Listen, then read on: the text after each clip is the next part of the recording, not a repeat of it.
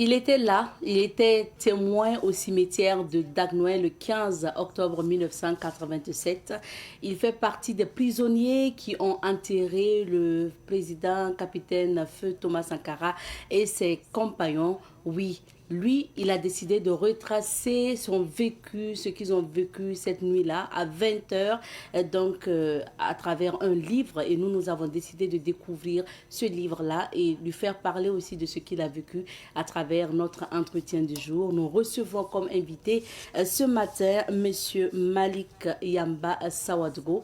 Je rappelle qu'il est témoin de l'enterrement du président Thomas Sankara et d'ailleurs il était le responsable des corvées et au niveau des corvées de justice au niveau de la Mako et c'est justement lui qui a conduit les 20 prisonniers qui sont allés enterrer notamment Thomas Sankara et ses 12 compagnons. Nous allons le recevoir sur ce plateau. Il va nous parler, nous donner des détails qu'il a d'ailleurs retracés dans ce livre intitulé Pawanyimdi. Pawanyimdi, ce n'est pas ça qu'on oublie pour traduire littéralement. Dans un instant, nous le recevrons. Mais avant ça, vous aurez l'information présentée ce matin par Elhaj Amadé Soro qui va revenir sur l'actualité et pour vous.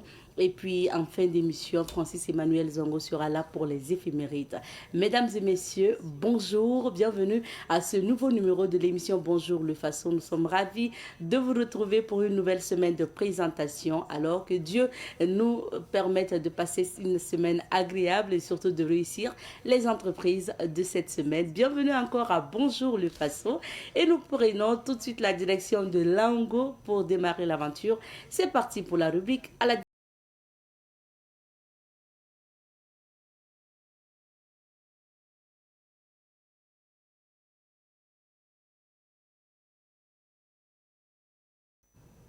La rubrique à la découverte qui nous conduit à Lango, on va aller découvrir ce que nos artistes sculpteurs burkinabés et d'autres artistes venus donc de l'Afrique et d'Europe ont réalisé sur Lango. Je vous invite à découvrir. Nous sommes à 35 km à l'est de Ouagadougou, à Zignaré, plus précisément dans le village de Lango, pour vous faire découvrir le site des sculptures sur granit de Lango. Alors, je vous amène à la découverte de cet espace que vous pouvez découvrir en venant juste à 35 km donc à l'est de Ouagadougou. Alors, je vous amène à la découverte de Lango. Let's go! Deuxième site le plus visité du Burkina Faso, d'après l'agence Faso Tourisme, le site de sculpture sur granit de Lango est situé à 35 km de Ouagadougou, près de Zignaré. Ce site d'une superficie de 10 hectares s'est rallongé avec un mini-site qui est situé à Tambiyarga. Notons que Lango vient du mot longo qui signifie coton en moré. Le site de sculpture sur granit de Lango est situé dans le village de Lango et le nom du village a été donc donné à ce site touristique. Créé en 1989 par le sculpteur burkinabé Sidiki, le site de Lango est aujourd'hui l'un des sites artistiques les plus emblématiques du Burkina Faso. Il abrite plus de 300 sculptures sur granit. Tous les 2 ans, le site accueille le Symposium international de sculpture sur granit de Lango, un événement majeur qui rassemble des artistes nationaux et internationaux.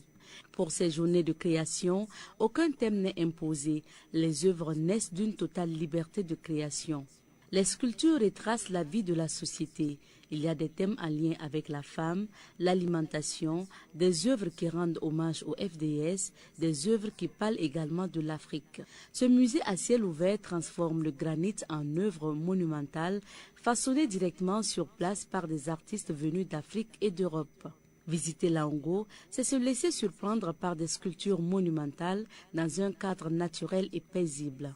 Le site de Lango est idéal pour les promenades culturelles, la photographie et la détente en plein air, la découverte de l'histoire racontée par les œuvres produites sur les granites. Rappelons que le site de Lango est ouvert au public tous les jours de 8 h à 18 h au prix de 500 francs pour les enfants et étudiants, 1000 francs pour les adultes nationaux et 2500 francs pour les visiteurs internationaux. Alors, nous venons de visiter plus de 300 sculptures sur granit à Lango sur 10 hectares clôturés. On vous invite à 35 km à l'est de Ouagadougou, dans le village de Lango, pour visiter le site de sculpture sur granit de Lango. Allez, on se retrouve sur le plateau. Kiss! Et nous sommes de retour sur ce plateau. On vous invite d'ailleurs à Lango, hein. À Lango, sur le site traditionnel, il y a plus de 300 œuvres que vous pouvez découvrir.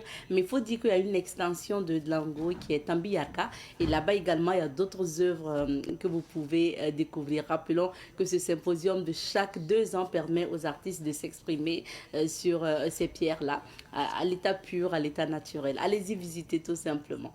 Alors, pour la suite, on va marquer une petite pause. Ça sera l'occasion d'installer LH qui va venir nous apporter l'information à travers la revue de presse.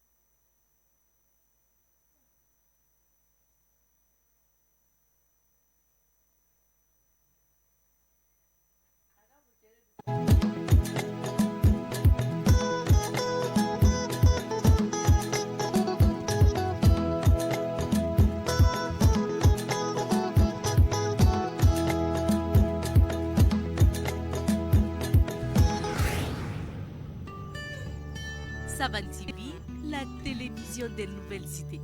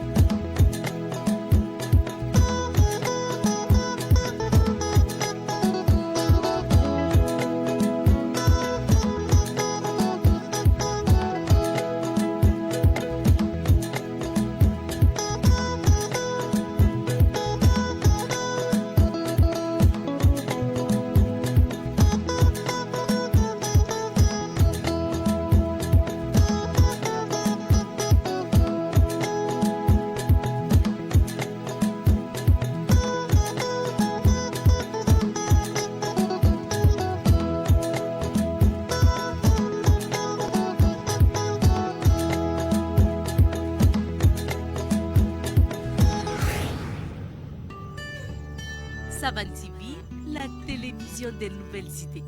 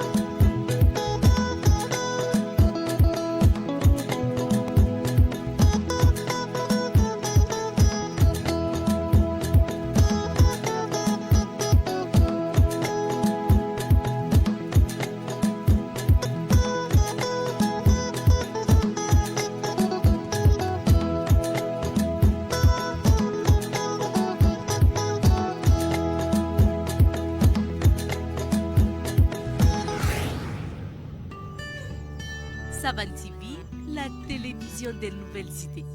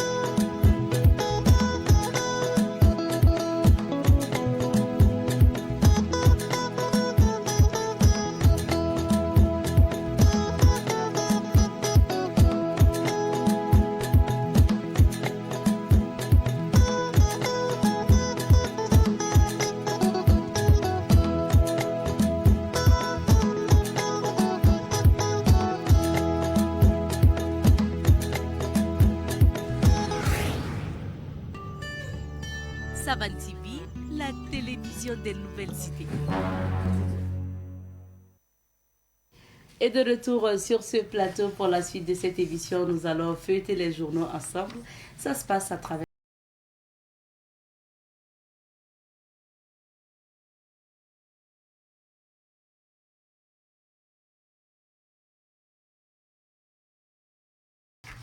ce matin, pour la revue de presse, nous recevons Elhaj Amadé Soro qui est bien installé sur ce plateau. Bonjour Elhaj. Bonjour Abdetta. Bienvenue. Bonjour à toutes et à tous. On va découvrir les titres de l'actualité d'abord. Absolument. Et nous commençons par les journaux, les quotidiens. À la une du quotidien, greffe des reins au Burkina, une deuxième session de transplantation rénale réussie. Administration des douanes du Burkina, plus de 1200 milliards de francs CFA mobilisés en 2025.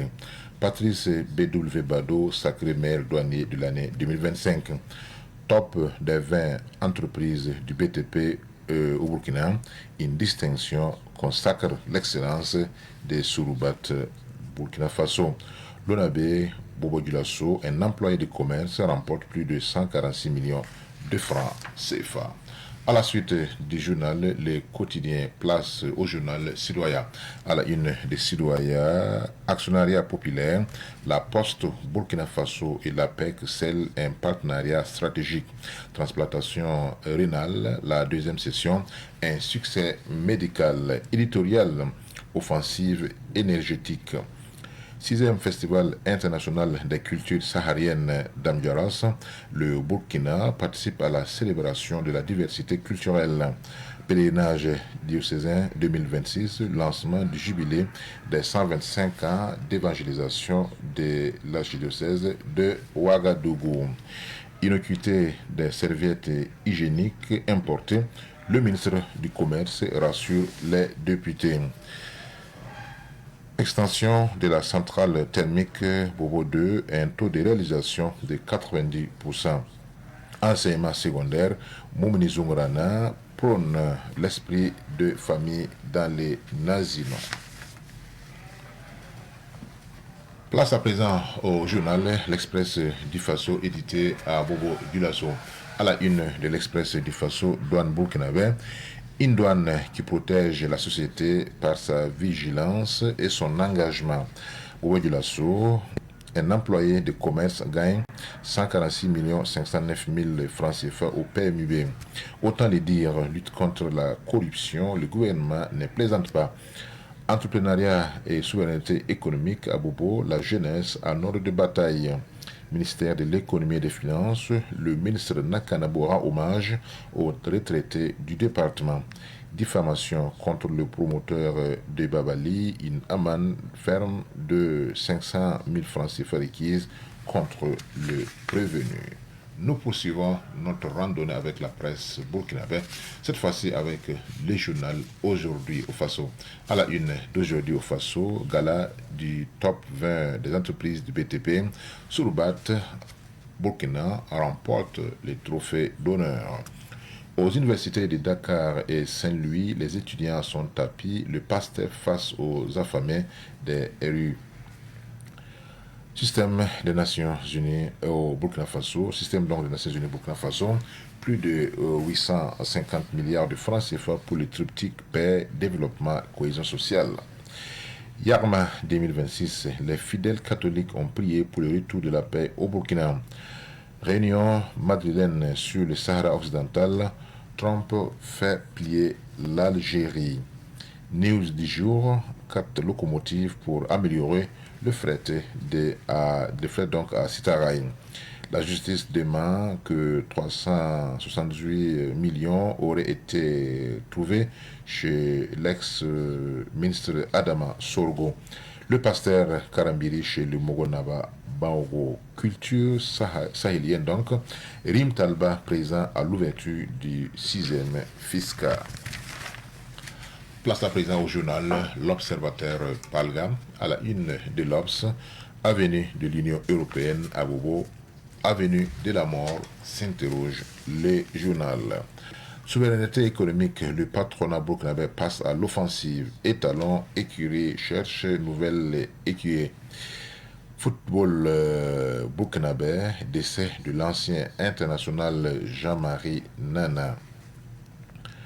Journée internationale des douanes au Burkina, protéger la société et la révolution. Affaire Wéremé Abdulaziz Amara, sitôt libéré de nouveau à la barre pour abus de confiance. Fraude déjouée, plus de 100 millions de francs CFA de tomates et d'oignons saisis. Nous terminons par le journal Le Pays. À la une donc du pays, douane burkinabé Patrice Bado désigné maire Gabelou de l'année 2025. Fait d'abus de confiance, Amara Abdulaziz Wéremé sous mandat de dépôt. Archidiocèse de Ouagadougou en marche vers le jubilé des 125 ans d'évangélisation au Burkina. Visite médicale pour le H 2026 des candidats satisfaits du déroulement de l'opération. Maîtriser le narratif, une urgence économique pour l'Afrique. Actu Sport, USM Alger, les joueurs et le staff agressés à leur hôtel en Côte d'Ivoire par leurs propres supporters. Confidence du week-end, ouverture et domiciliation des comptes des ONG ou associations auprès de la BDT, c'est qu'en cours les contrevenants. Allégation de vol au domicile de l'ex-ministre Adama Luc Sorgo. Les auteurs du FIC seront poursuivis et sanctionnés. Merci beaucoup, Elage, pour ces titres. On va revenir sur quelques sujets d'actualité et aujourd'hui, on va parler de l'évolution. L'évolution de la médecine au Burkina. Absolument. Parce que de jour en jour, plus on voit notamment des prouesses au niveau des transplantations, de chirurgie cardiaque et autres. Aujourd'hui, on parle de la médecine burkinabé. Absolument. Et c'est la deuxième session donc, de la transplantation rénale réussie. Vous savez que l'insuffisance rénale est une maladie terrible. Et lorsque vous êtes atteint donc, de cette maladie, si vous ne bénéficiez pas d'une opération de transplantation, il faut faire ce qu'on appelle l'opération de dialyse à des moments bien chronométrés, parce qu'il s'agit donc de purifier le sang qui est dans l'organisme. Et c'est vraiment une maladie terrible. Et au Burkina Faso, au-delà de ce que le gouvernement actuel a mis à disposition des différents plateaux techniques, notamment en multipliant les centres d'hémodialyse, de néphrologie, également va plus loin en essayant donc de traiter en fait le mal à la source, à la racine, en procédant, n'est-ce pas, aux opérations de transplantation rénale Vous savez très bien que toute personne a deux reins. Et vous pouvez c'est pas, vivre donc avec un seul. Et cela donc veut donc dire que l'idée, ou en tout cas l'ambition du gouvernement, c'est de pouvoir remédier à ce mal-là en procédant, n'est-ce pas, aux transplantations rénales. Au début, nous n'avons pas assez donc d'expertise technique pour le faire. Et c'est pourquoi l'option a été donc de collaborer avec des pays, notamment la Turquie, et qui a une grande expérience en la matière. Donc il y a eu une première session où on a reçu effectivement une transplantation rénale. Et cette fois-ci, donc, il y a une deuxième session également de greffe de rein, et qui a permis donc à 2 patients de recouvrer donc entièrement la santé. Pour ces personnes qui souffrent de cette maladie, et aussi les médecins qui sont dans le domaine, et disent que ce qui est délicat avec cette opération, c'est souvent la compatibilité. Okay. Voilà, parce qu'il faut que le rein soit compatible avec aussi la personne qu'on veut soigner. Aussi, la législation burkinabé aussi est en train d'évoluer pour permettre les dons des organes. Vous avez certainement su il n'y a pas très longtemps que le gouvernement a pris des décisions pour encadrer les dons des organes. Et pour l'instant, ça se limite dans le cadre familial. C'est-à-dire que si dans la famille, il y a des gens et des proches qui acceptent donc de vous offrir ce matériel-là, entre guillemets, donc ce rein, et que après les examens, il y a une compatibilité entière. Là maintenant, on peut procéder à l'opération et à la transplantation. Parce qu'il peut y avoir effectivement des bonnes volontés qui veillent vous offrir les reins, mais les examens peuvent démontrer qu'il n'y a pas assez de compatibilité. Parce que l'organisme va considérer cet organe qui rentre comme une menace. Et en ce moment, il va dégager un mécanisme pour rejeter cet organe nouveau-là qui est rentré. Donc il faut effectivement qu'il y ait assez donc de compatibilité. Et c'est déjà, il faut saluer l'avancée vraiment technologique. Le président du FASO, le capitaine Ibrahim Traoré, a pris l'engagement d'équiper encore plus les différents plateaux techniques au niveau donc du Burkina Faso. Il y a bien sûr dans les initiatives présidentielles, il y a également la santé pour tous qui ne se résume pas seulement aux cas aigus comme l'insuffisance rénale, mais aussi aux femmes, aux enfants, aux travailleurs, à travers par exemple l'assurance maladie universelle, qui est également en tout cas une initiative qui va permettre aux Burkinabés de pouvoir bénéficier non seulement des soins curatifs, mais aussi des soins préventifs. Bien sûr, merci beaucoup. Le deuxième sujet, peut-être, c'est la visite du Premier ministre Rim Talba Jean-Emmanuel Drago en N'Djamena, au Tchad, pour prendre part effectivement au 6e Festival international des cultures sahariennes d'Amdiaras. Vous savez très bien que le Premier ministre tchadien Alina nous avait fait l'honneur par 2 fois de venir au Burkina Faso en 2025, et il était donc de bon ton que le Premier ministre burkinabé, Rim Talba Jean-Emmanuel Drago, lui rende la politesse effectivement en participant à la célébration des cultures sahariennes. Vous savez très bien que le Tchad et le Burkina Faso, d'après certains historiens, les 2 pays ont un passé commun, parce que mes oncles moi aussi disent qu'ils viennent du Ghana, du Tchad également. Avant le Ghana, c'était le Tchad. Et jusqu'à présent, il y a une forte communauté burkinabé qui vit au Tchad. Donc, il y a assez de similarités socio-culturelles entre le Burkina Faso et le Tchad, même si certains commentateurs disent que le président tchadien hésite à faire le pas vers l'AES. Parce qu'on a vu récemment que le maréchal Déby était donc à Paris. Donc on se demande est-ce qu'il ne s'éloigne pas? Voilà, c'est la question qu'on se pose. Mais vous savez, les politiques sont des donnes ou des données circonstancielles. Ça peut évoluer à tout moment. Okay. Voilà. Mais cela ne doit pas nous empêcher en tant que peuple africain parce que le peuple africain est un peuple unique qui a un même destin. C'est un peuple qui a besoin donc d'une synergie d'action entre les différents peuples parce que nous avons, comme je l'ai dit, un même espace, un même destin. Donc cela, même s'il n'y a pas une convergence de vues politiques, cela ne veut pas dire qu'au niveau populaire, au niveau donc des peuples, on ne doit pas continuer, n'est-ce pas, à collaborer. Et je pense que le Tchad, ça c'est mon opinion personnelle en tant que journaliste, a plus à gagner, en tout cas avec le pays de l'AES, qu'à perdre, parce que, comme je l'ai dit, nous avons assez de similarités, que ce soit donc dans nos us de coutume, dans nos modes de fonctionnement. Et je pense que c'est une très bonne chose que le Premier ministre Rim Talbachon ait fait ce déplacement donc, du côté de N'Djamena. Merci beaucoup, Elhaj. On va revenir sur la pensée et le proverbe du jour, proposé par Elhaj Boubacar Zidadi Sidnaba, PCA du Savar Média. Et nous débutons par la pensée du jour.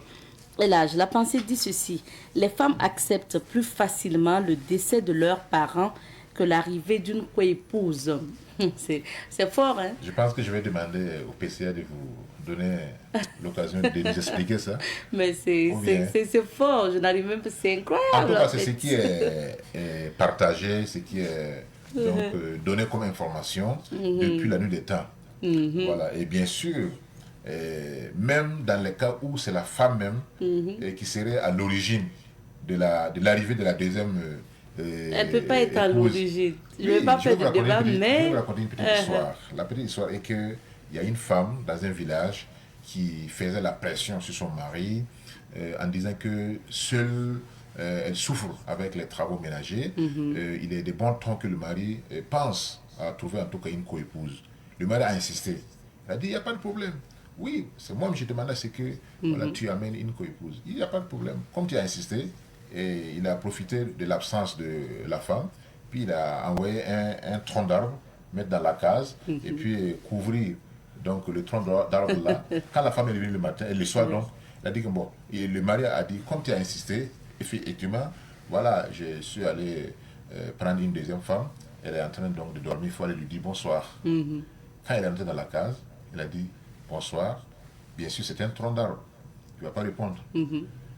Elle est sortie pour dire au mari, bon, c'est vrai que c'est moi qui été à l'origine, mais déjà qu'une étrangère vient et qu'elle commence à m'insulter, vous voyez que ça ne va pas bien se terminer. Parce qu'elle n'a pas répondu. Parce qu'elle n'a pas répondu, mais elle n'a pas répondu, mais elle n'a pas insulté. Comment un tronc d'arbre va insulter? C'est pour dire que même si c'est la femme qui est à l'origine de l'arrivée de la deuxième, c'est toujours compliqué. Mais moi je comprends, en tant que déontologue aussi, je comprends, parce que c'est ce trait de la femme là qui crée aussi sa particularité.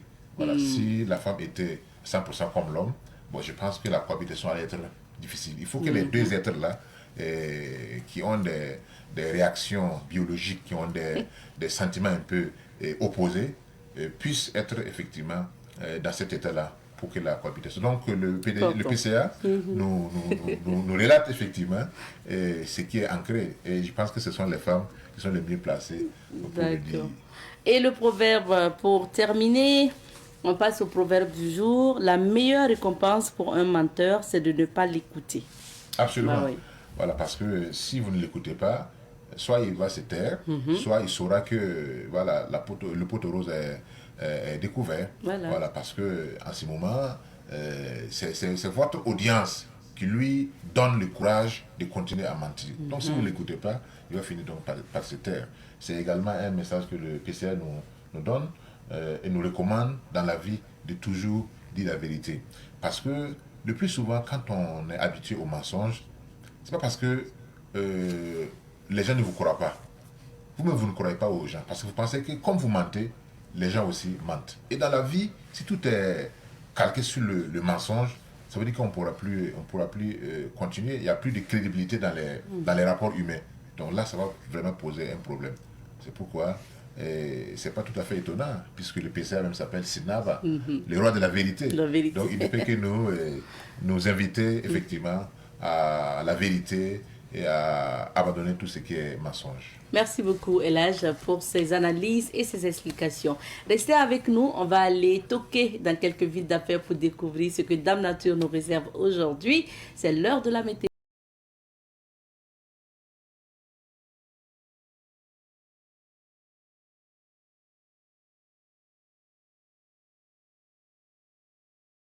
La société IP+, vous offre la météo des affaires.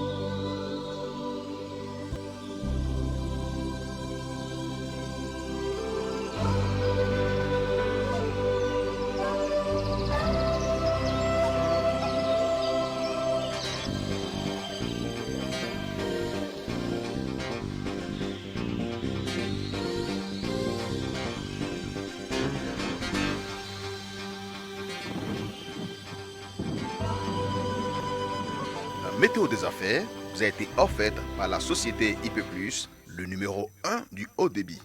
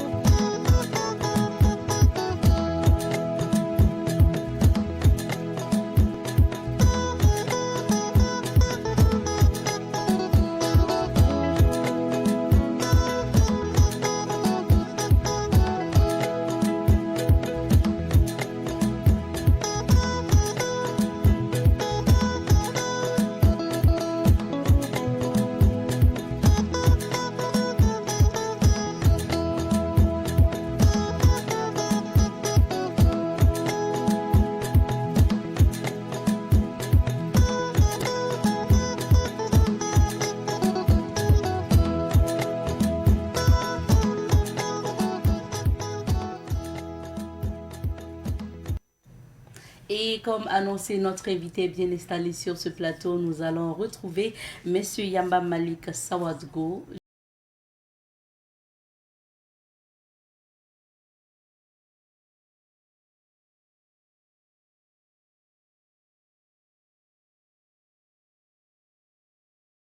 Nous recevons ce matin sur le plateau de Bonjour le Faso M. Yamba Malik Sawadgo, acteur et témoin de l'enterrement du président Thomas Sankara et auteur du livre Pawa Nimdi. D'ailleurs, ce livre qui retrace ce qu'il a vécu ce soir-là.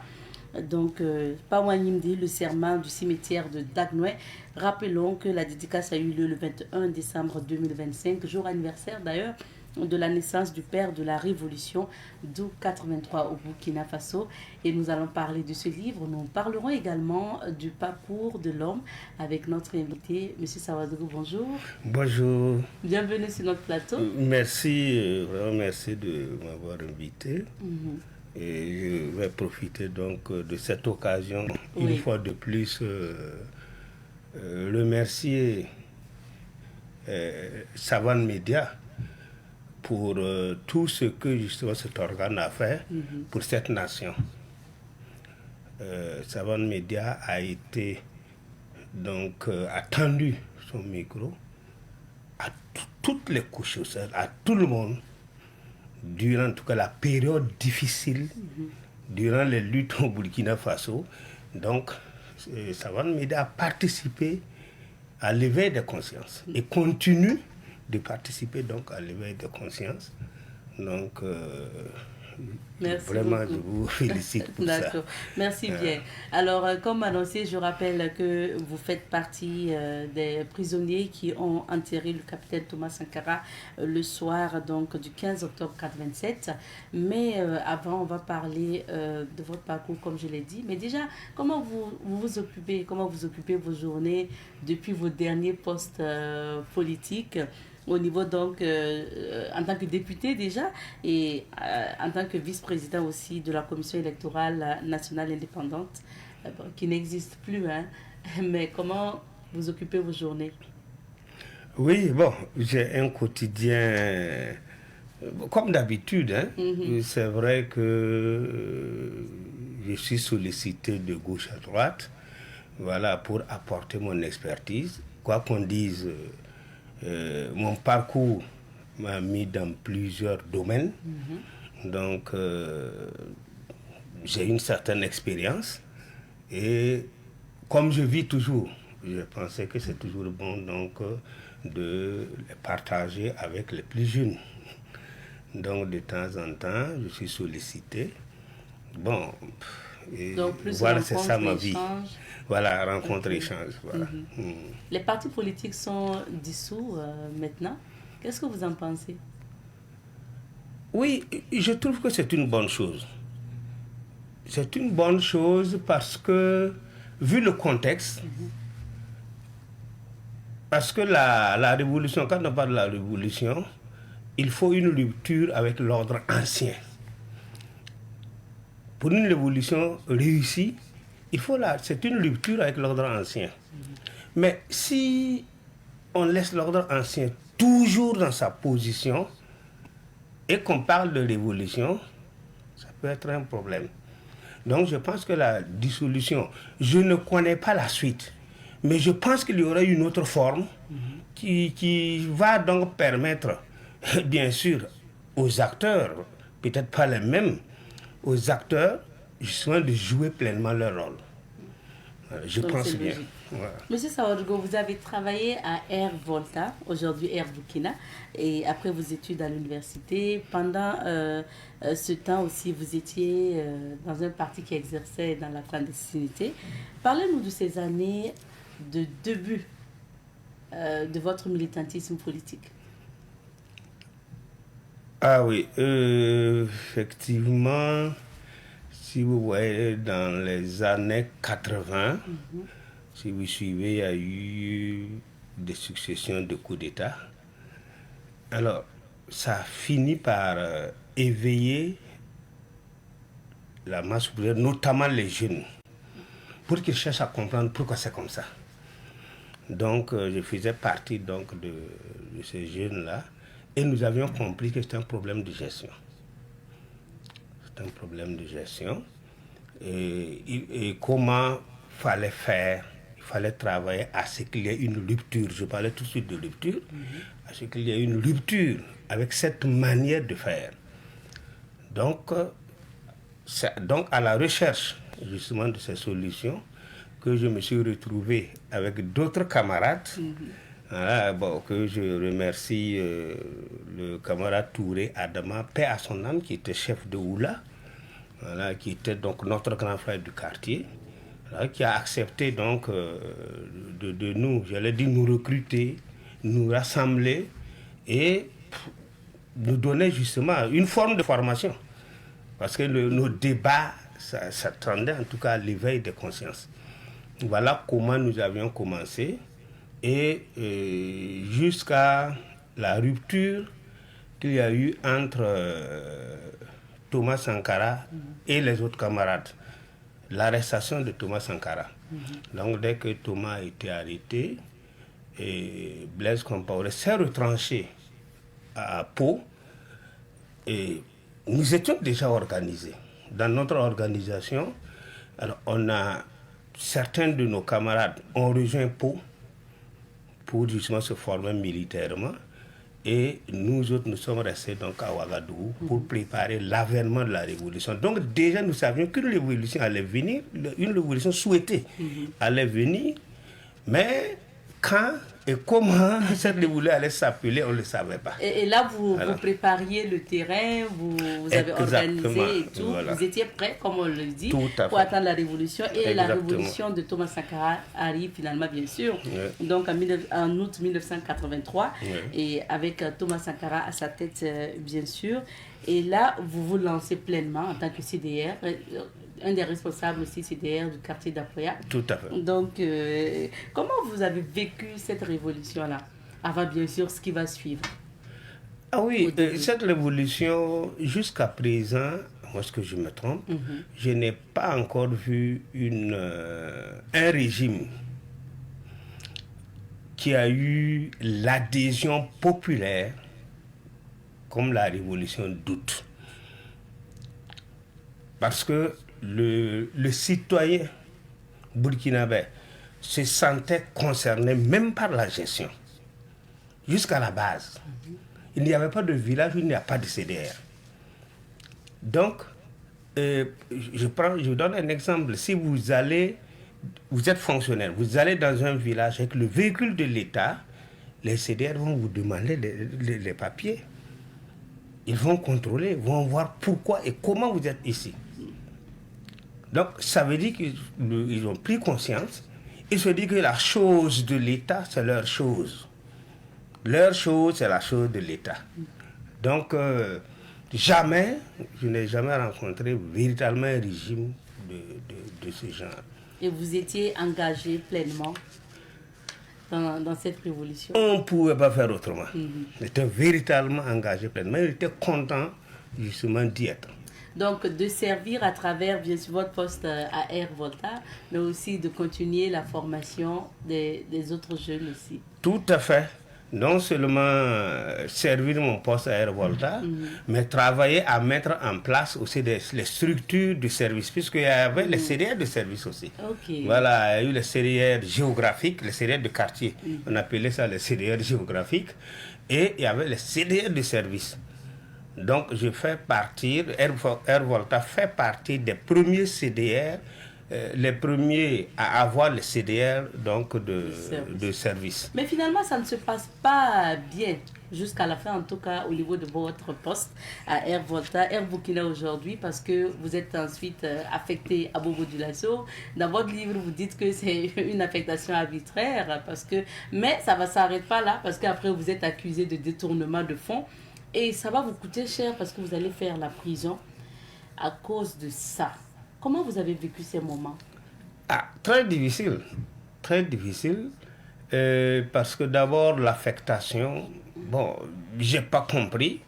J'ai lutté à l'interne parce qu'on était véritablement au début du CNR, au début donc de la mise en place des CDR, services et choses.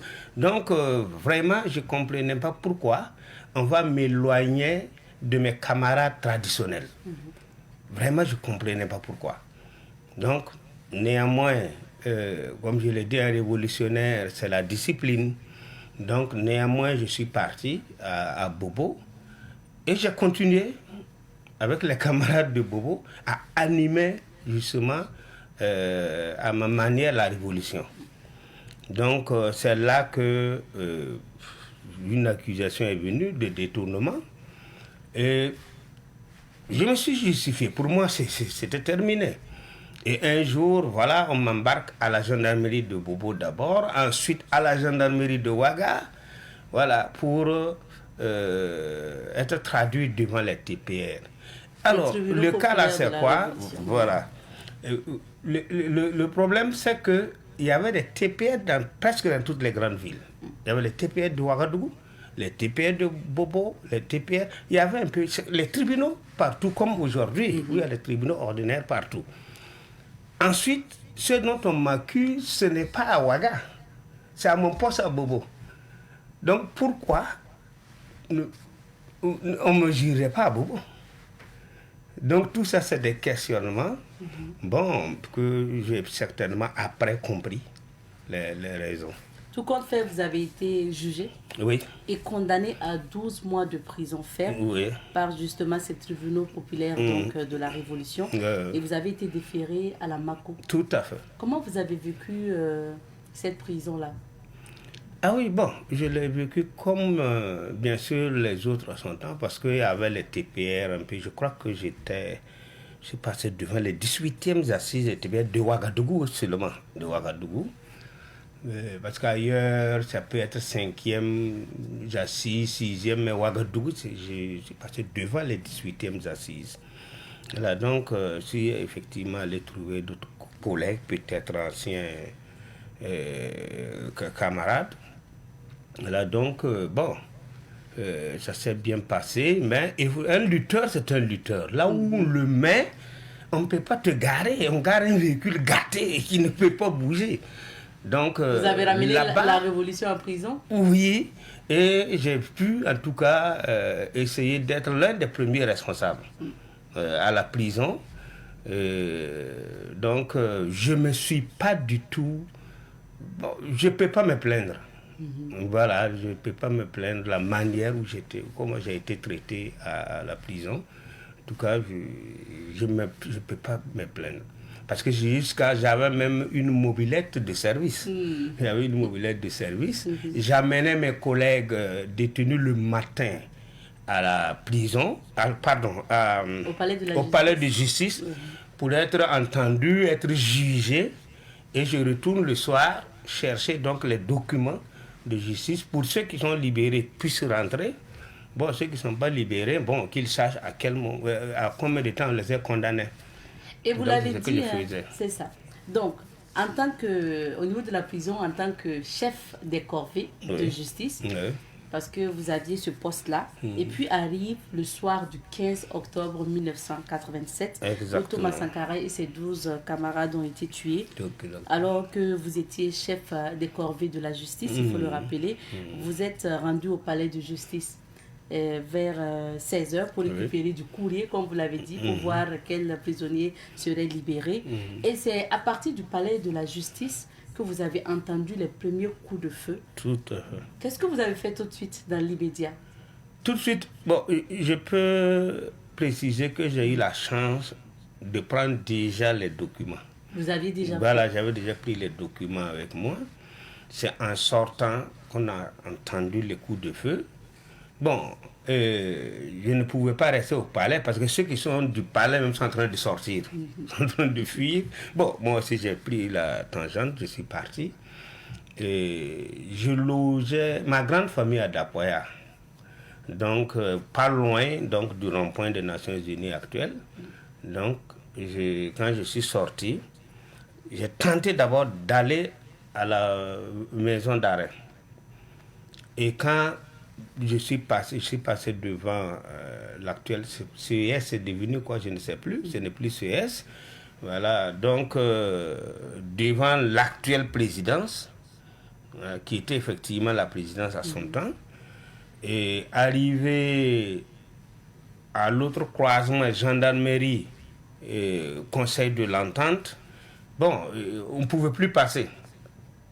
Il y avait les militaires du conseil de l'entente qui étaient lourdement armés, qui étaient positionnés devant leur porte, et les gendarmes également qui étaient positionnés lourdement armés. Donc je me suis retrouvé donc au milieu. Alors, tout de suite, la réaction que j'ai eue, c'est d'essayer de fendre, de traverser les gendarmes. Avec ma moto, j'ai traversé pour rentrer dans Paspanga. Ils m'ont laissé faire. Et donc je suis rentré et je suis reparti à Dapoya. En grande famille. En grande famille. J'ai attendu jusqu'à 19h, 20h moins, ça tirait toujours. Alors que je détenais les papiers des détenus qui ont été libérés le matin au jugement. Mais tant que la MACO n'a pas ses papiers, il ne peut pas être libéré.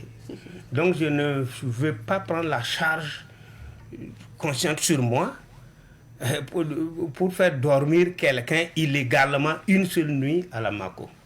Donc j'ai forcé, je suis passé par le barrage de Tanguin pour pouvoir le monter à la maison d'arrêt et remettre les papiers.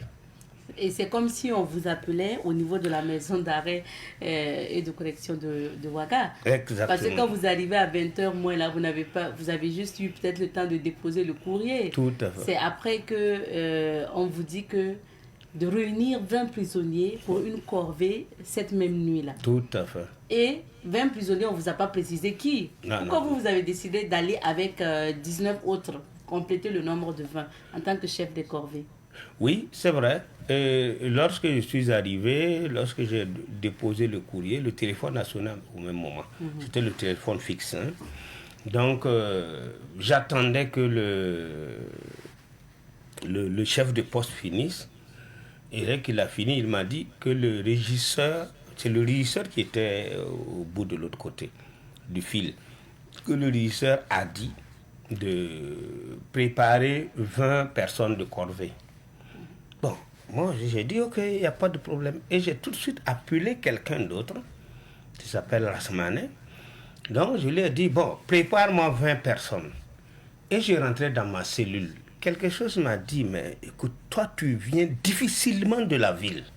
Ça tirait de partout. Ensuite, tu vas envoyer des gens dans la ville sans savoir ce que c'est. C'est là que j'ai décidé donc d'aller avec eux, quitte à rester avec eux ou à revenir avec eux. Donc c'était une question de conscience. C'est une question de conscience. Je ne voulais pas envoyer des gens sans savoir c'est quelle mission, où ils vont. Et cette nuit, bon, qui chauffait, puisque ça tirait toujours. Et avec le couvre-feu. Donc c'était véritablement cette raison qui m'a poussé à participer à cette corvée. Sinon, ces genres de corvée ne nous concernent pas. Bon, je ne veux pas parler de ça, mais il y a quand même des catégories en prison. Hein, voilà. Mais ce soir-là, comme je le disais, c'est comme si c'était un appel. Et oui, vous y êtes allé avec donc 19 autres prisonniers. On vous a conduit d'abord au conseil de l'entente. Vous avez récupéré un matériel de creusage là-bas et on vous conduit au niveau du cimetière de Dagnoin où on vous invite justement à creuser. Qui vous a parlé? Qu'est-ce qu'on vous a dit concrètement? Ok, d'abord, c'est comme si c'était un appel, c'est vrai. Et l'appel même a commencé depuis mon accusation, depuis ma prison. Parce que l'accusation, comme je vous ai dit, tout était à Bobo. Je devais être jugé normalement à Bobo. Si j'avais été jugé à Bobo, je serais emprisonné à Bobo. C'est ça. Donc, peut-être que c'est cette histoire-là qui m'a appelé, qui les ont amenés à m'appeler à Ouagadougou. Donc ça, c'était le premier appel. Le second appel, c'est effectivement, dès que je suis rentré, le téléphone a sonné devant moi. Bon, et j'ai troisième appel, c'est quand j'ai décidé, j'ai dit non, finalement, je ne vais pas les envoyer seuls. Je vais aller moi-même. Donc, c'est là qu'effectivement, l'autre a préparé 19 personnes, plus moi. Et on a attendu le véhicule, le Vélera, un véhicule militaire. Le régisseur lui-même est venu avec le véhicule militaire. Nous amenait au Conseil de l'Entente. Et là-bas, on est descendu donc prendre du matériel de creusage, mettre dans un autre véhicule qui était déjà positionné. Un autre véhicule du même type qui était déjà positionné. Et à deux, c'est-à-dire ces deux véhicules-là, on partait vers une destination inconnue. Donc, c'est lorsqu'on est arrivé au cimetière qu'on a compris où on partait, non seulement où on partait, qu'est-ce qu'on venait faire. Voilà. Est-ce que le régisseur vous a dit quelque chose quand vous êtes descendu des véhicules? Oui, il a dit de creuser. De creuser. Voilà, il a dit de creuser. Je lui ai dit, mais bon, creuser, creuser comment? Il vous a dit de creuser. J'ai dit, mais oui, comme nous ne connaissons pas le nombre, on ne sait pas comment. Il dit, bon, faites comme vous voulez. J'ai dit, mais même ça, on ne connaît pas le nombre. Voilà.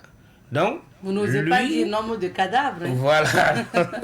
Donc, lui, il en voulait une fosse commune. Il pensait une fosse commune, on creuse et puis on met tout le monde dedans.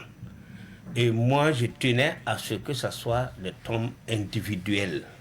Parce que j'ai compris déjà que c'était vraiment pour enterrer des gens.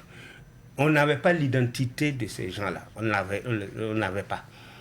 Mais on sait déjà à partir de cet instant qu'il y a eu mort d'hommes qu'il faut justement enterrer. Et nous avons la charge de les enterrer. Donc, à ce moment, je peux dire comme j'étais aussi le chef des prisonniers, voilà, j'ai en tout cas lutté pour qu'ils ne soient pas enterrés ensemble. Voilà. Donc, mais il a fini par accepter. Et finalement, est-ce que c'est lui qui vous donne le nombre de tombes à creuser? Oui, il m'a dit une dizaine. Et là, j'ai eu l'impression que lui aussi, il ne connaissait pas exactement le nombre. Voilà. Il a dit une dizaine. Bon, pour moi, une dizaine, c'est 10. On ne va pas creuser 11 tombes alors que c'est 10 corps. Donc, quand vous voyez si vous voyez les images, il y a d'abord 10 tombes alignées. On avait creusé les 10 tombes, comme il avait annoncé là, alignées. Donc, on a envoyé chercher les corps, puisque nous sommes allés sans les corps. Là, il faut préciser ça. D'accord. Donc, on a envoyé une autre équipe aller chercher les corps. Quand les corps sont arrivés, on les a descendus un à un, on les a identifiés. Le régisseur les connaissait tous. Il identifie, il me dit c'est un tel. Moi, j'ai dit aux camarades prisonniers, mettez-le ici et je vais chercher un papillon. Je mets son nom. Le régisseur avait amené des feuilles. Des feuilles blanches. Donc, je mets son nom et c'est comme ça qu'on a identifié tout le monde. À un moment donné, on a senti qu'il laissait encore 3 corps.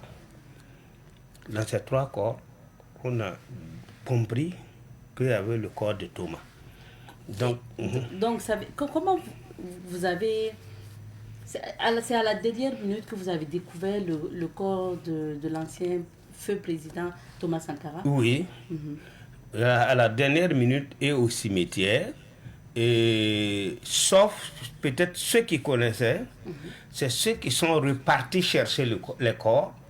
Des prisonniers ont suivi pour aller chercher les corps. Oui, puisqu'il n'y avait rien d'autre. Il y avait pas de... Les militaires, là, c'est les 2 chauffeurs plus le régisseur. Il n'y avait que 3 militaires. Visibles, quoi. Peut-être que les autres ne le voyaient pas. Voilà. Donc, c'est les prisonniers.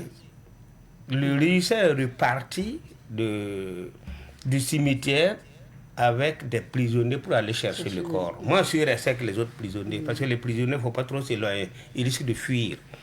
Donc, moi, je suis resté avec les autres prisonniers. Donc, lui, il est parti les chercher. Peut-être qu'eux, ils ont su avant. Mais quand ils sont arrivés, ils ne m'ont même pas soufflé ça. Maintenant, vous, à quel moment vous découvrez le corps de Thomas Sankara? Après avoir descendu les 10 corps, les 3 corps qui restaient là, c'est là qu'on a su que Thomas y était. Ouais. C'était quoi votre ressenti à première vue? C'est un choc, double choc. Parce que d'abord, quand vous voyez les autres, qui sont des humains, c'est un choc. En plus, tu te rends compte qu'un homme comme Thomas est abattu. Je n'aurais pas dit comme quoi. C'est pas vrai. Ça fait mal, ça choque. Voilà. Donc, raison pour laquelle nous l'avons mis devant et les 2 autres derrière. Donc, c'est pourquoi vous trouverez 10 au milieu, 2 corps en haut et 1 corps devant. 1 corps là, c'est le corps donc de devant là, c'est le corps de Thomas. Mais c'était choquant. Quand vous voyez les images de Thomas, je me suis toujours demandé voir si je peux oublier ça. Les poings fermés, bouche bée, c'est comme s'il transmettait un message, c'est comme s'il parlait. Et il était en survêtement rouge. Lorsque vous ne le touchez pas, vous ne pouvez pas sentir qu'il a saigné.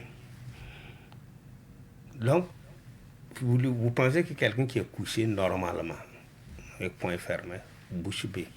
Donc, cette image-là, bon, moi, je garde toujours cette image. Puis, vous avez dû les enterrer avec avec leurs vêtements. Ah oui. Il n'y avait pas à préparer... il n'y avait pas à préparer le défunt, en fait.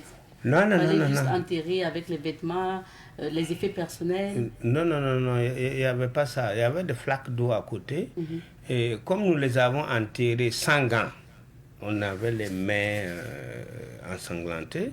Donc après, on allait laver nos mains là-bas. Les gens pensaient qu'on avait lavé les corps là-bas avant de les enterrer. Non, ce n'est pas un enterrement normal comme tout le monde. Hein?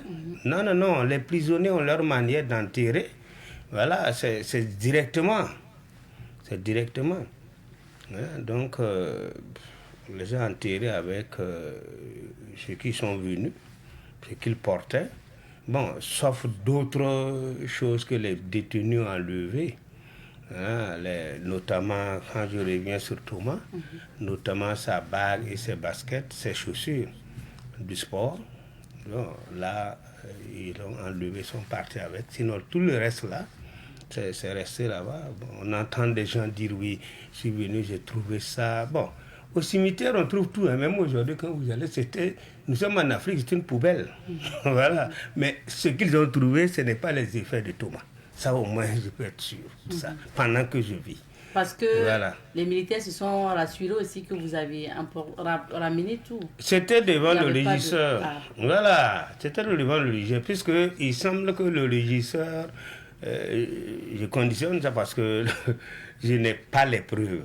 Mais il semble que le régisseur est revenu interpeller ceux qui ont pris la bague. Voilà, et ça fait grand bruit. Donc, c'est parce qu'il a vu, voilà, que ça s'est passé comme ça. Donc, quand les gens parlent, ça ne s'est pas passé au hasard, comme ils le disent. Et c'est depuis le cimetière, après avoir enterré Thomas Sankara, que vous, personnellement, vous avez fait ce fameux serment. Parce que votre livre aussi, vous revenez sur ça, le serment du cimetière de Dagnoy. Rappelez-nous ce serment. Ah oui. Effectivement, lorsque on a déposé le corps, dès qu'on l'a descendu sur là qu'on l'a descendu du véhicule, on l'a déposé à côté de sa tombe avant de mettre son corps. Bon, moi j'ai parlé. J'ai parlé intérieurement, c'est vrai. Mais bon, j'ai parlé, je lui ai dit en gros, bon, puisque on se connaît, voilà, même si nous n'avons pas de lien, comme je l'ai dit, bon, il y a une certaine connaissance quand même. Je dis, bon, toi, tu sais que je suis là depuis 6 mois, 8 mois. Bon, je ne suis pas libre de mes mouvements, mais Dieu a voulu que j'assiste, que je sois là. Mais je n'y peux rien. Mais je ferai tout pour qu'il y ait vérité et justice sur cette affaire. Voilà, c'est mon premier serment que j'ai eu à faire avec lui. Donc, après la création de l'UNIR, avant la création de l'UNIR, avec les autres camarades, on est allé, on s'est dit non, il faut aller prêter serment maintenant sur la tombe. Moi, j'ai prêté sur son corps et sur la tombe, maintenant sur la tombe de Thomas, avant de créer l'UNIR. Ensuite, on a institué du fait que chaque élu doit aller prêter serment avant donc, de prendre service. Donc, pour la 3e fois, je suis reparti avec Maître Sankara et Feu Dira Adama, docteur Dira Adama, pour justement prêter serment sur sa tombe. Donc, et depuis, je suis rentré dans la lutte. Je me suis entièrement donné. Chaque matin, je ne sais pas si le soir me trouvera en vie ou en prison. C'est ce que j'allais demander avant de parler de votre engagement politique. On va revenir sur ça. Il n'y a que vos identités ont été données à qui de droit après l'enterrement. On savait quel prisonnier a participé forcément à l'enterrement donc, de Thomas Sankara et ses camarades. Est-ce qu'en ce moment, après cette nuit-là, vous n'aviez pas peur? Ah, bien sûr. Parce que d'abord, le 16, ils ont demandé à ce qu'on vienne au conseil. Moi, je viens au conseil avec un autre détenu qui n'a même pas participé. Donc, et avec la liste. Je me suis posé la question, qu'est-ce que se passe? Et c'est ce détenu-là, bon, tenez-vous, mais qui était un policier, un ancien policier. Et c'est ce détenu qui a pris la liste avec lui. Donc, on est parti avec le véhicule qui amène les collègues prisonniers à la justice et on est descendu au conseil de l'entente. Bon, on est resté pendant longtemps. Alors, on ne disait rien. En dehors qu'ils ont reçu, ceux qui sont à la porte là, ont reçu la liste là, ils ne nous ont plus rien dit. Jusqu'à midi, vers 14h, ils nous envoient à manger. Ah là, j'ai eu peur. Je me suis dit, ah non. Puisqu'à un moment donné, je pensais que nous avaient oublié. Mais nous envoyer à manger, bon, c'est qu'il y a un problème. Donc, j'ai entrepris des va-et-vient. Je partais sur la route vers Paspanga, j'ai fumé la cigarette, acheté un bâton de cigarette, je reviens. Bon, je n'ai pas été inquiété. Je repars une deuxième fois, je n'ai pas été inquiété. Une troisième fois, bon, je ne suis plus revenu. Voilà, je ne suis plus revenu et jusqu'à présent, personne ne m'a demandé. Vous n'êtes plus revenu. Après, vous êtes reparti en prison ou... Oui, j'ai fait, mais pas directement, pas immédiatement. Voilà, pas immédiatement. Je crois que c'était un vendredi. C'était un vendredi. C'est le lundi que j'ai rejoint donc la prison, après avoir bien sûr cherché à savoir si je suis recherché ou pas. Voilà. Après, on n'a plus rien demandé. Est-ce que c'était difficile de garder le secret sur la mort de Thomas Sankara? C'était très difficile. C'est ça plutôt qui m'a beaucoup peiné. Parce que je portais une charge que je ne peux pas partager. Je ne peux pas dire à quelqu'un. Vous voyez, quand vous avez une charge que vous partagez, vous commencez donc à... Mais je ne peux pas partager en dehors de quelques personnes. Dieu merci, lorsque le dossier a été ouvert avec les avocats, là également ça va un peu. Vous avez vu donc, parler, accorder des interviews et ça a commencé. Ça c'est après. Oui.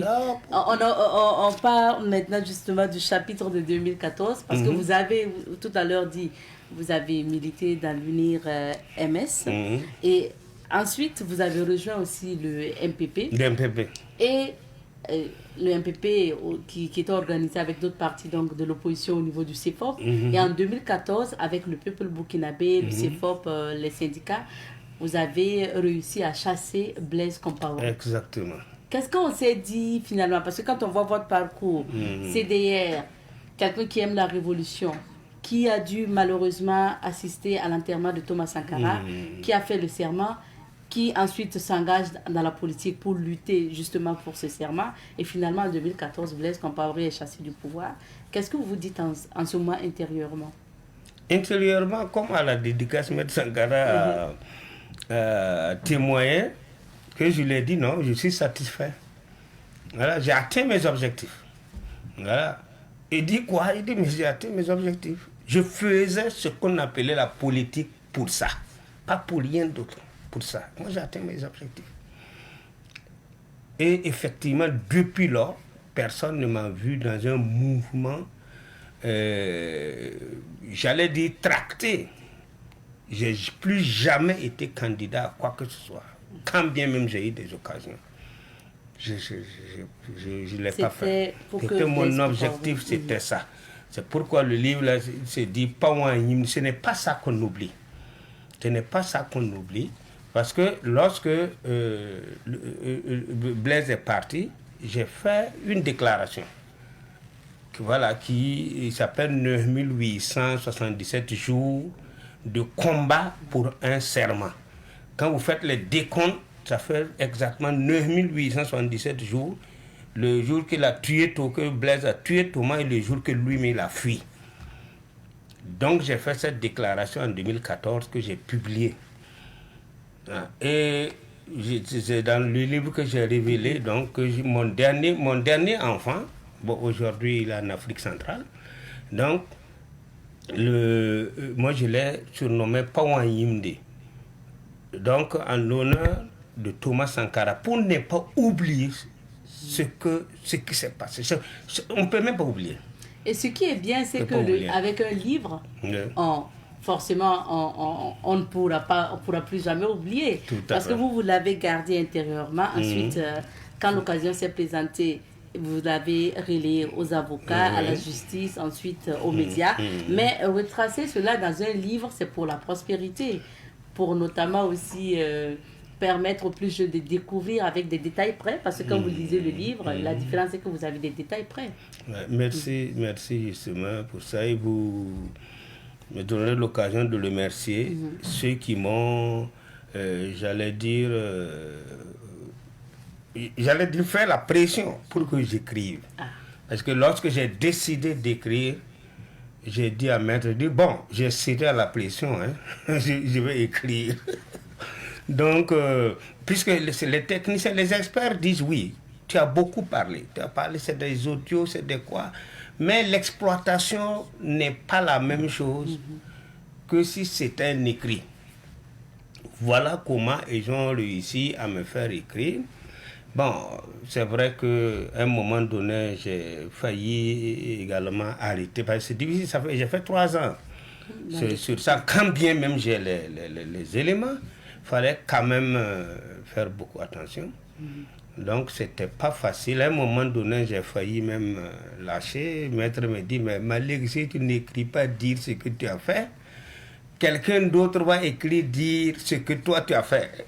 À ce moment, tu vas dire comment. C'est ça. Il faut dire que les photos qu'on voit au niveau de la page de garde, ce sont les photos en fait des tombes reconstruites. Hein, oui. Parce qu'à la base, le soir du 15 octobre 1987, c'était que la terre. En fait. Exactement. C'était que la terre. Voilà. Ce livre, Monsieur Malik Sawadgo, on peut le retrouver où? À la librairie Mercury et au mémorial. Thomas Sankara. Oui. Mais au mémorial, là, c'est au secrétariat. Ce n'est pas au guichet. D'accord. Voilà, s'ils vont au secrétariat, voir Madame Fatou, ils peuvent la voir. Également, à la cité en 3, Plichoc, à la cité en 3, et chez l'auteur, moi-même. Voilà. Il coûte combien, le livre? Alors, il coûte 6 000 francs. 6 000 francs. Il coûte 6 000 francs. On peut laisser un contact pour les téléspectateurs qui voudraient bien lire ce livre? Oui, je suis au 70 25 07 73. Merci beaucoup. C'est vraiment peu le temps pour parler de tout ce que vous avez vécu. Merci à vous d'avoir répondu à nos questions. Merci. On va s'arrêter ici pour ce matin. Okay. Merci beaucoup. Je vous remercie une fois de plus pour m'avoir invité. Restez avec nous. Je rappelle que M. Yamba Malik Sawadgo est auteur de ce livre intitulé Pawanyimdi. C'est ce livre-là qui retrace ce qu'il a vécu en tant que militant, en tant que CDR et surtout ce qu'il a vécu le 15 octobre 1987, jour de l'assassinat de Thomas Sankara et ses 12 camarades. Il faisait partie des prisonniers qui ont enterré le capitaine Thomas Sankara cette soirée du moins, ce soir du 15 octobre 1987. On va s'arrêter ici pour l'entretien de ce matin. On marque une petite pause et puis on retrouve d'autres invités.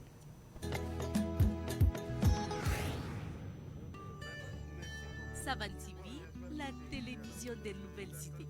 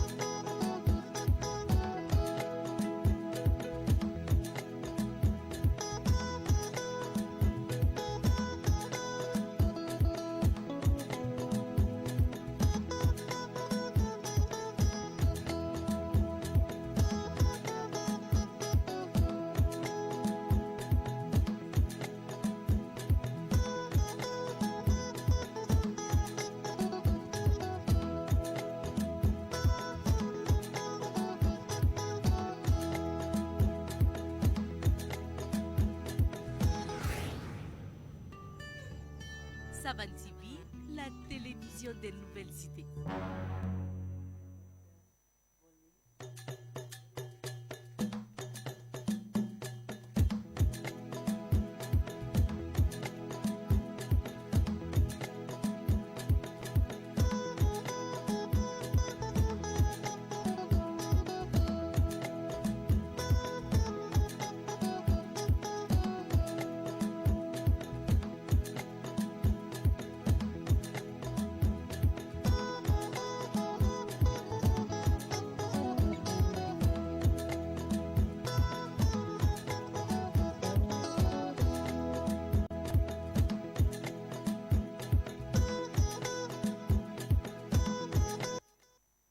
Et de retour sur ce plateau pour la suite de l'émission, les éphémérides, avec Francis Emmanuel Zongo. Il va pour la virgule.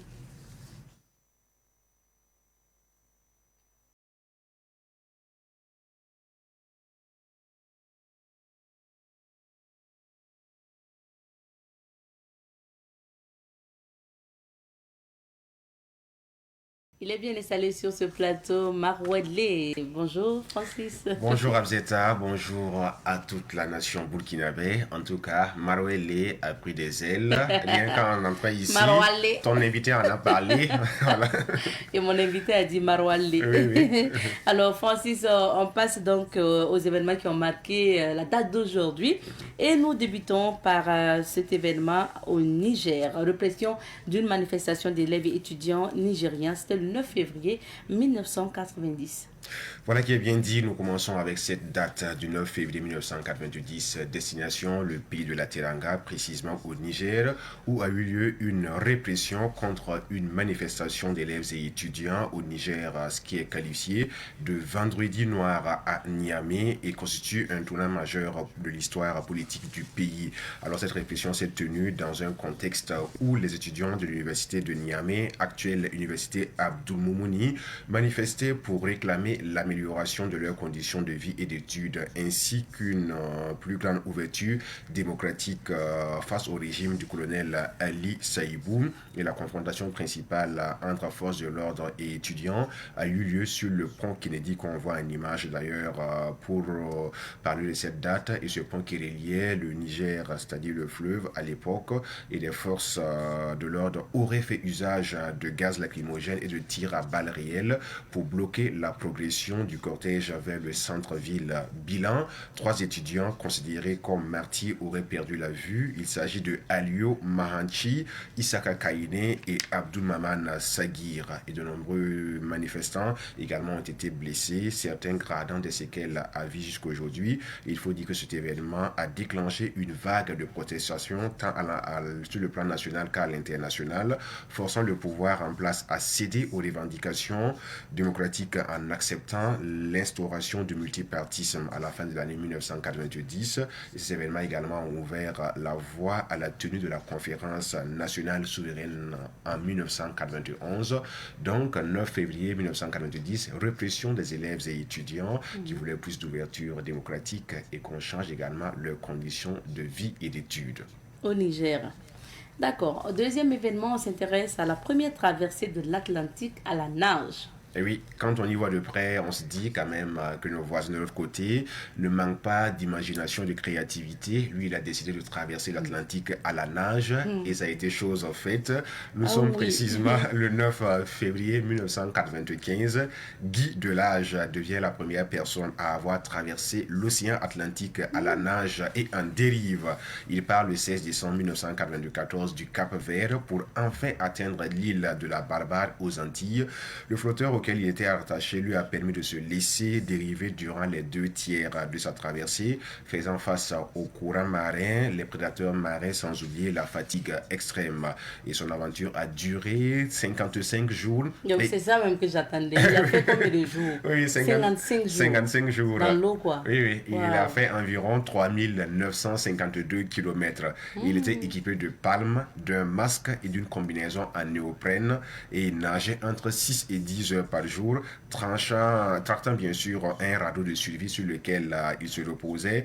Il nageait sur ce radeau-là et il dormait le reste du temps. Donc il a nagé pendant 6 à 10 heures par jour avec une distance d'environ 3952 km, soit pendant 55 jours. Donc c'est quand même impressionnant. Hein? Bon, ça veut dire au français, ça veut dire qu'il faisait des pauses pour manger. Il faisait des pauses pour manger. Maintenant, pour les besoins naturels, il faisait tout ça se faisait là-bas. C'est comme comparativement notre record Guinness sur le plan culinaire. Donc il y a des temps aussi pour se reposer. Mais lui, il est resté tout le temps dans l'eau et nager et se reposer un peu pour faire face à ces situations-là. C'est très bien ça. Alors, troisième événement du moins, et on s'intéresse donc au premier vol du Boeing 747. Oui, on entend parler du Boeing 747, l'un des plus gros avions que l'histoire de l'aviation ait connu. Et le vol inaugural de cet avion, du nom du Boeing 747, a eu lieu le 9 février 1969. On l'appelle également The Jumbo Jet, c'est en anglais, ça veut dire gros porteur.